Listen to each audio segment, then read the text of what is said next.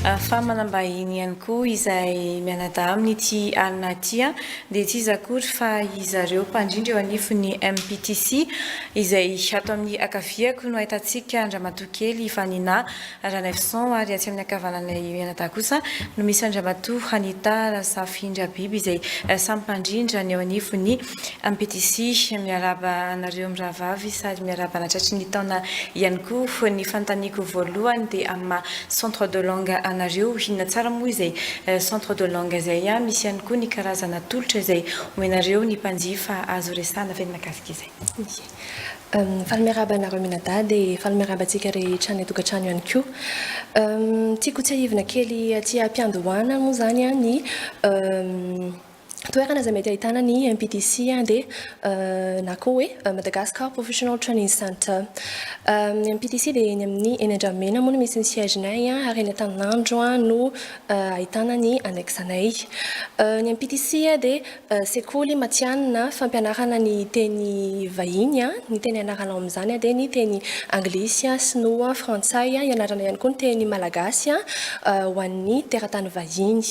Mampianatra ihany koa izahay ny informatique dia ankoatran'izay moa zany dia araka ny efa nampahafantaran'ny be sy ny maro anay dia misy ny examen international toy ny language cert ESOL, CELT UKVI ainsi UKILT izay misy foana moa zany session isam-bolana dia ao anatin'izay misy ihany koa ny tolotra tena misy moa zany tolotra izay hoentinay androany dia voalohany dia ny fidirana ho an'ny telo volana voalohany amin'ity taona dia amin'ny fahafito ambin'ny folo ny volana janoary ho avy izao.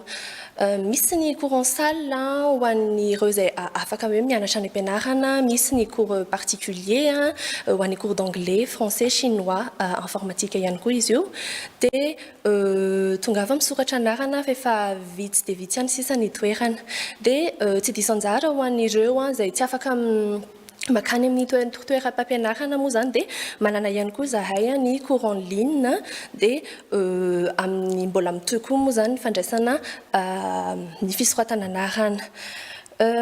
Faharoa ao anatin'izay dia ao anatin'ny fankalazana ny fahadimy taona ny joroana moa zany ny MPTC dia misy tolotra manokana ihany koa ho an'ireo ankizy mpianatra ao amin'ny classe de seconde, première, ny terminale izay maniry anaraka ny programme canadienne ao amin'ny lycée canadienne en ligne ao amin'ny MPTC ihany. Izy io tsara marihana moa fa amin'ny teny anglisy rahandray ny fampianarana ary ny mpampianatra dia tena matianina amin'ny taranja ampianariny avy. Misy noho izany ny fihenam-bidy $500 USD moa zany ho amin'ny sara ampianarana raha ohatra nareo ka misoratra anarana alohan'ny faran'ny ity volana ity zany hoe ny 1 ny volana janoary. Misy anapiny Madame Anita.